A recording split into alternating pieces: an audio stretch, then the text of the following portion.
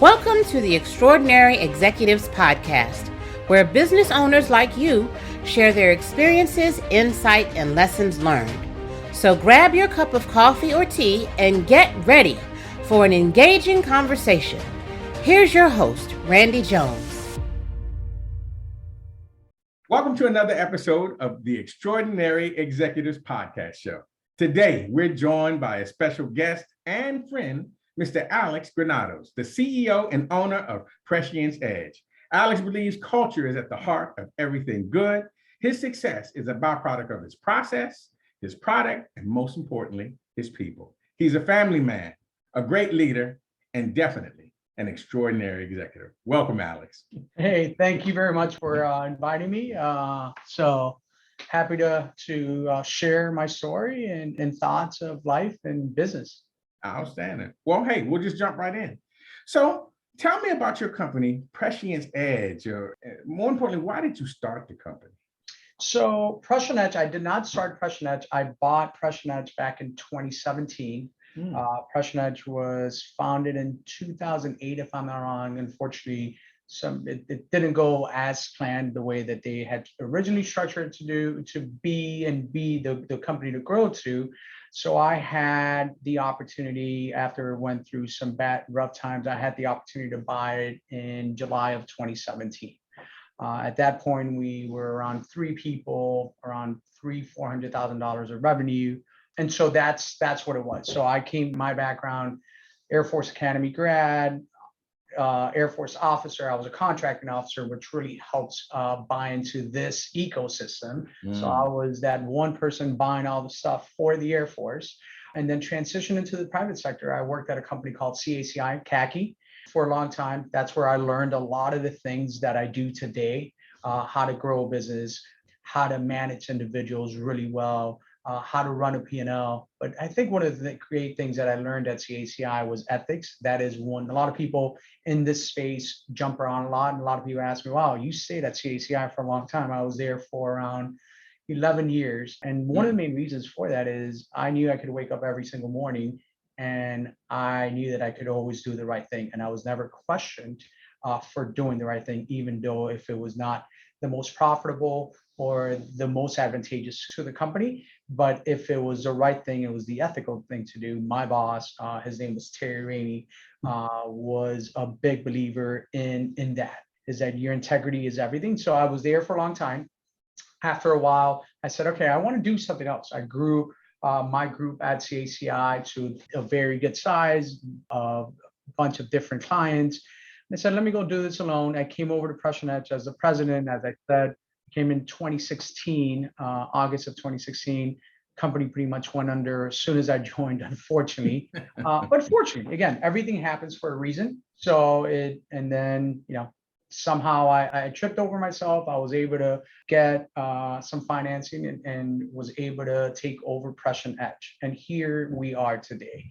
So that's a little bit of where we started. So 2017, we started at that. Today, we're around a $65 million a year organization, 98% prime. And what is Prescient Edge? So Prescient Edge is divided in 2 main areas. One area, we provide intelligence services, and we support the entire intelligence community. So everyone from DIA, Defense Intelligence Agency, NGA, National Geospatial, Space Force. We were one of the first awardees of an intel contract at Space Force, and all the other intel organizations out there. And we fuse the analysis with technology together. We've been very successful. And then I have another group that does RD&E work, research, development, and engineering work. And the essence of that group is focused on 3 main things. And those are, one, the meat and potatoes of that is ISR work, intelligence, surveillance, reconnaissance. We are the largest provider of services and technical support to the largest ISR platform in the US government called Minotaur. So we do, for Minotaur, we support all of Coast Guard, CBP, and part of the Navy. And that's doing hardcore engineering from systems engineering, front end, hardware, software training, implementation, hardware, software training, and sustainment of that platform itself. And then we do artificial intelligence, which is really machine learning, data analytics, and unmanned platforms. So we try to, the essence of Prescient Edge is how do we mend the intel side with the technology, with the analysis, to the RD&E side, where we're doing intelligence, reconnaissance, surveillance platforms, where we're getting feeds, where we're working with unmanned platforms, and now fusing it with machine learning. How do we put all that together? And that is when we hit utopia, and we're trying to get there. And we've been doing a pretty good job at fusing both sides fairly successfully. Wow, you put the it in IT. So it's not IT. So we don't do IT. It's really, we're a solutions architect. We are an integrator. So if somebody was to ask, hey, Alex, what do you see yourself like? So think about Lockheed Martin. We're just a very, very, very little Lockheed Martin. That's what we do. We know how to integrate platforms. We know how to go and provide the lifecycle support that any government customer out there needs. Because a government customer, they don't want to go to Joe for the shovel, and then go to Jane for the gravel, and then go get somebody else for the mulch. They want somebody to give you everything. And that's what we have been able to grow to be, where we're that one-stop solution. Even though we're smaller than the bigger organizations, we could actually provide that kind of support to the government. That has allowed us to be very successful. So inheriting a company, so to speak, is a whole lot different than just starting it from scratch. But I'm sure to go from where you said, I think it was like 3 people to now 3-4 people. Yep. Now you have a full team, $65 million. I mean, so what's your daily role? Are you role in the company? Are you hands-on? Are you behind the scenes? Are you out there looking for new contracts, or what? I try to do it all. I am, my wife says I never sleep, and I really don't. But most importantly, I really trust my executive team. I am very blessed to have a phenomenal executive team. Steven Schminner, Ricardo Alvarado, my CFO, Gina Wilson, my Chief Growth Officer, David Grogan, my head of Intel, Robert Sunderland, my head of ISR. These individuals are amazing. So they're the ones who are running the organization every single day.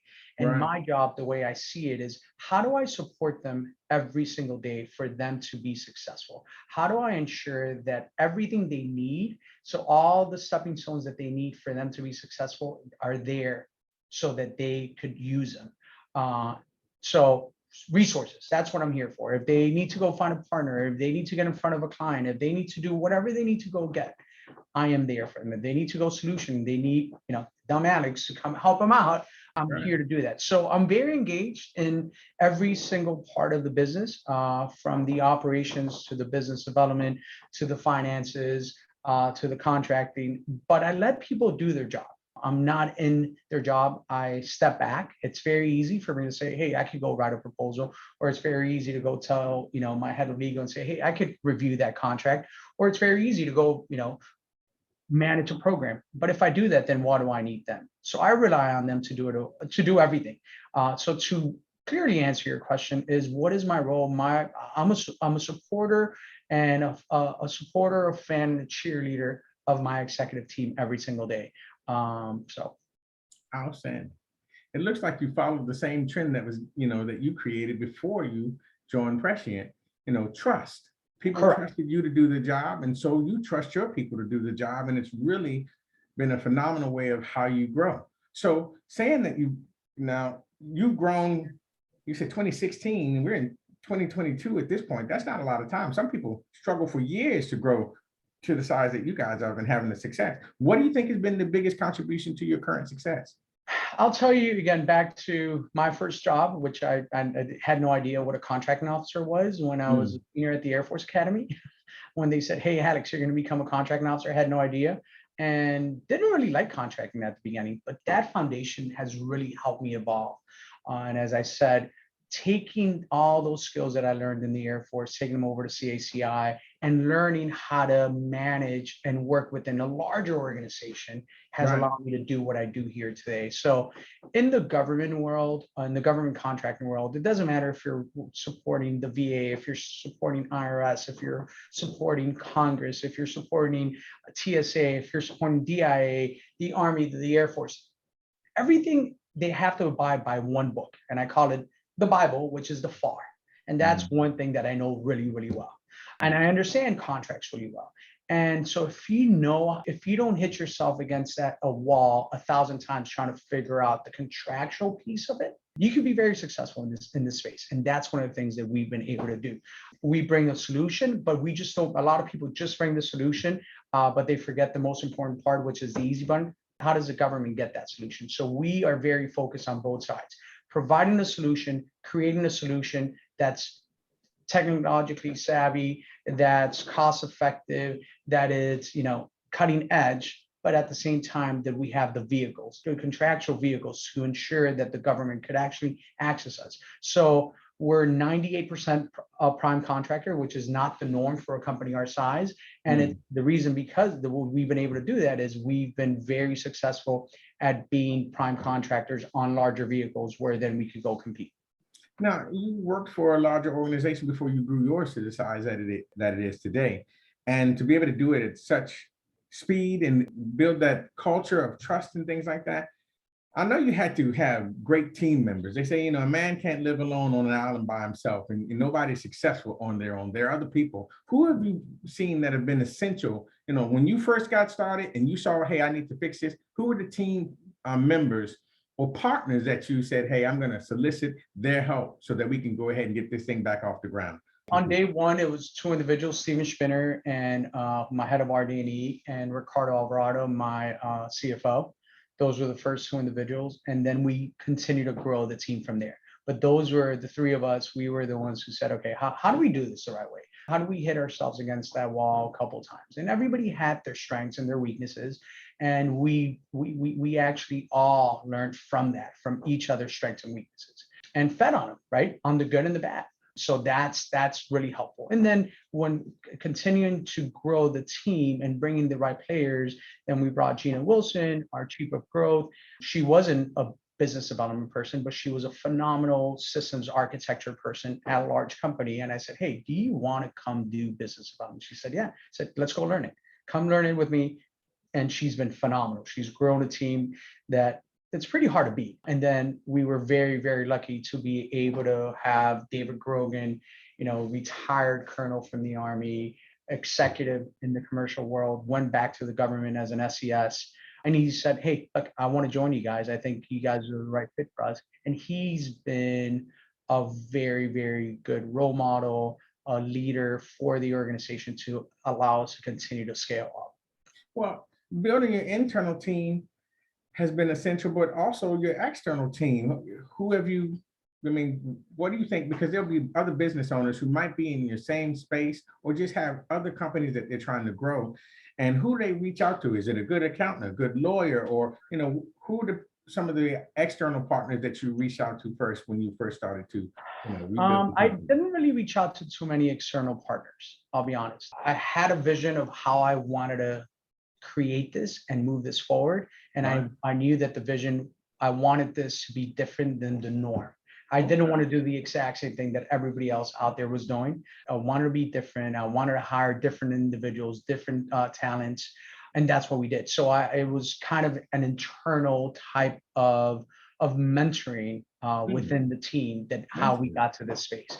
One of the things that I do a lot is I spend a lot of time out there meeting people, talking to different individuals, both in industry and in the government, and hearing their stories and hearing what were the right things and the wrong things. Never just one person that said, hey, look, this is the person that I went to every day. Because again, we were doing it a little bit different. So I wanted different perspectives of the rights and the wrongs that people had gone through.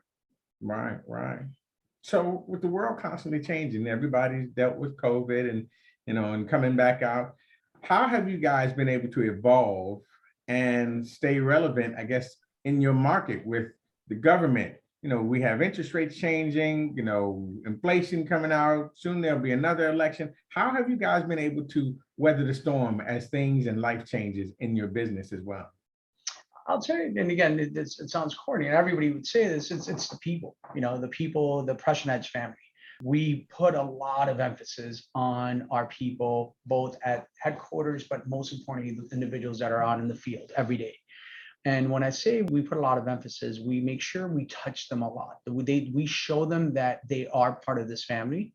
And we really stay true to our core values. And three things that I tell people when somebody ever asks me, hey, Alex, what do I need to do to be successful at Prescient Edge? I said, look, there's three things. You need to be happy, you need to be positive, and you need to work hard. And then hustle.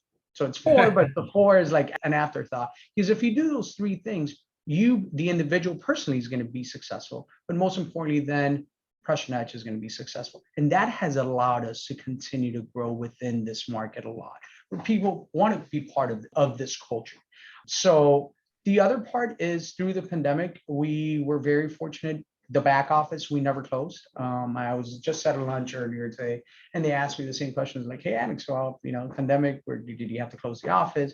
I said, no, actually, at the beginning, it was around 5 of us only coming in when it got really bad the first month and a half. And then afterwards, I kind of told the team, I said, hey, the majority of our company has to go to work every day because they're in the Intel space, or they're in, you can't do engineering or Intel from your house. So I said, I'm going to continue. You guys take care of yourselves, take care of your families.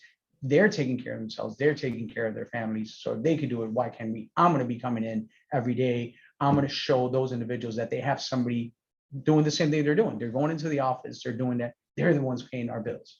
And I'll tell you, never, and then I told everybody in the back office, you do what's right for your families and for yourself. And we had mostly everybody come back. But having everybody back in an environment where not many things were going on really allowed us to catapult to where we are today and continue to hustle as a team together. With all of that growth so fast, with all of that, culture built the way that it has, I guess, what is the biggest challenge that you face right now? Based on your success, there have to be some type of challenges. Yeah, so challenges is it's finding good personnel, right? Good talent out there. It's hard, and I think everybody says that right now. Things fluctuate drastically from place to place, from job to job. So finding the right individual to fit the right job it's very hard right now. A lot of movement in today's market, salary fluctuations. A lot of people are wanting, sometimes we're bounded by what we could actually offer a candidate. And somebody might be willing to give them a lot more to go at a loss, or maybe they just have higher rates, or their indirect structure is different. And we try to, we compensate individuals correctly. Sometimes we just can't give them everything. So ensuring that we retain and we get the right talent has been a big problem today. And, one of the ways we're trying to minimize that is just having a larger recruiting team. We don't outsource our recruiting. We do it all in-house, a full recruiting team. And just ensuring that they believe, they internalize our ethos of the Prescient Edge ethos, but at the same time that they're out there and they're trying to convince these individuals, hey, Prescient Edge is the place you want to go. So I would say that's one of my number one issues that we're having today. And the second one I would say is the more we grow, the happy, positive, hardworking, empowering individuals, keeping that culture intact, making sure that everybody internalizes that. And it's hard because it's in the military, they tell you, hey, you're going to do this, and that's what you're going to do. But here it's a little bit different because I can't tell you, hey, Randy, this is what you have to do. You're like, yeah, cool, I'm going to go home. I don't care. Right.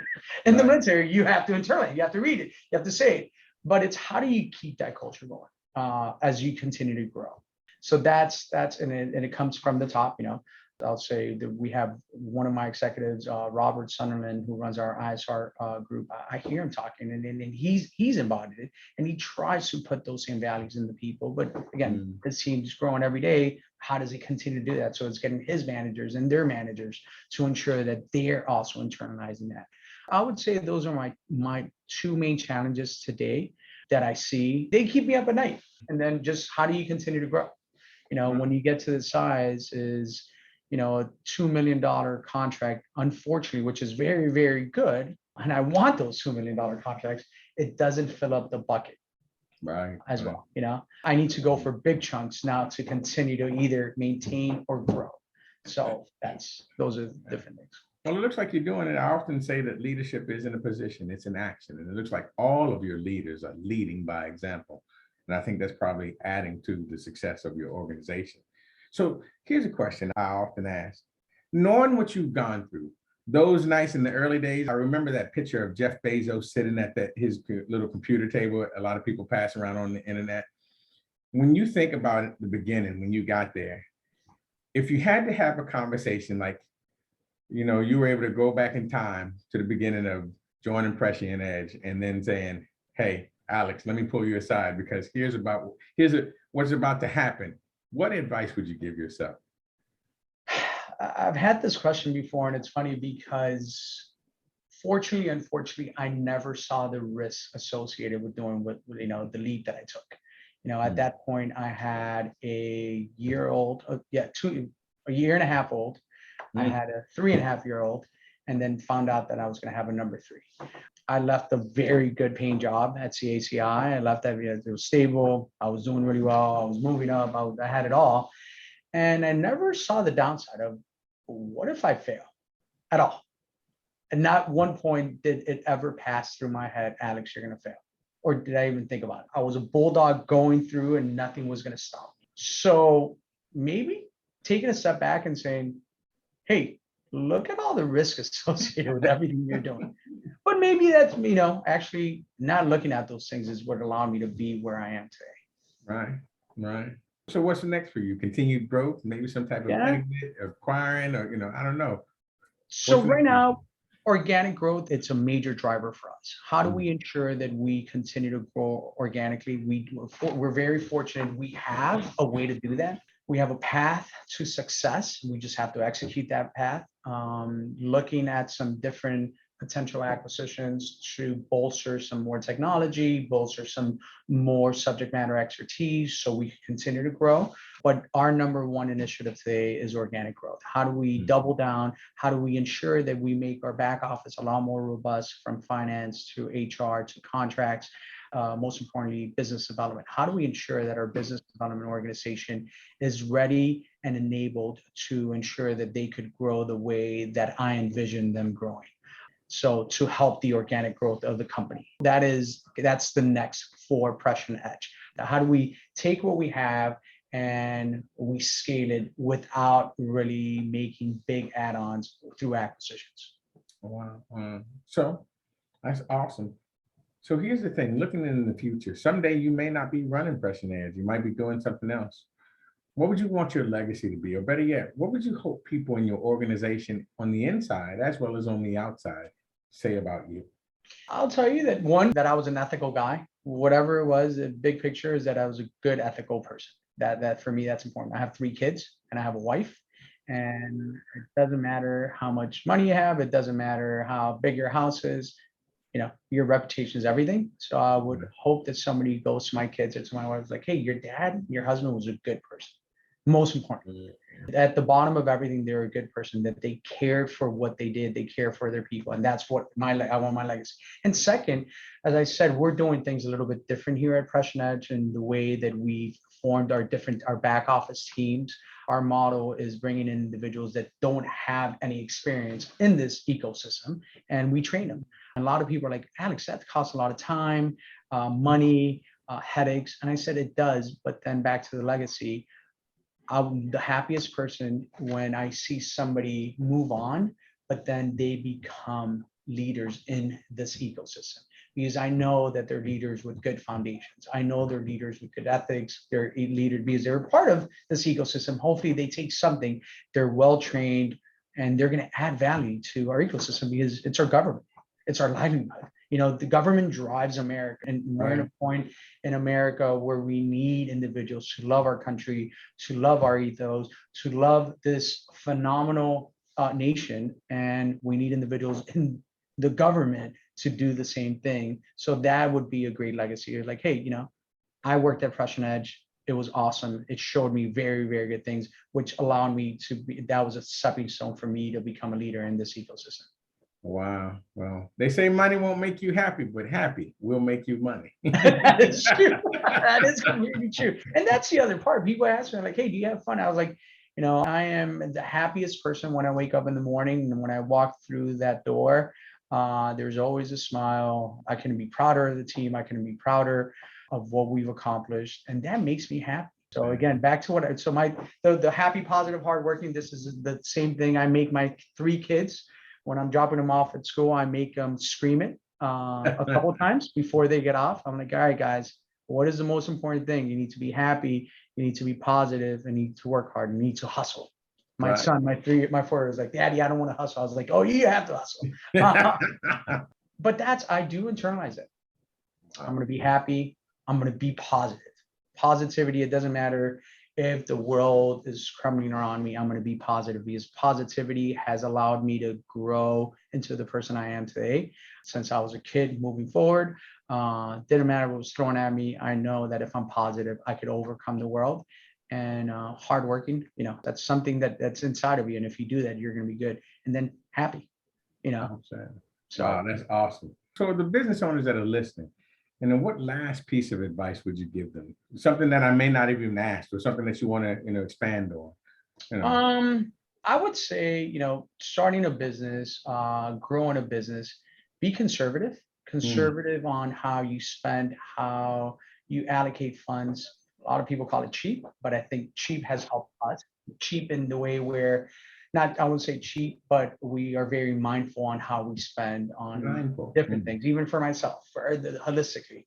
I think that's important because it's looking at what the business could do tomorrow, now what the business could give you today.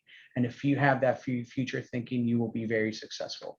I would say that. And then second is always ensure that your back office is very robust. A lot of people try to do everything. It's one-man shop. They try to ensure that if you're going to invest in your infrastructure, because that's going to allow you to actually scale. That's one of the things that has allowed us to scale, where I've invested very, very heavily in our back office, so that if we get a 400-person contract, 1,000-person contract, we could actually execute effectively on it. Wow.